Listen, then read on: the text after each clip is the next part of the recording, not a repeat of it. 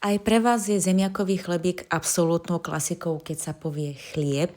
Pre mňa osobne je to spomienka na detstvo, na vôňu rastce, ako aj na vôňu čerstvého chlebíka.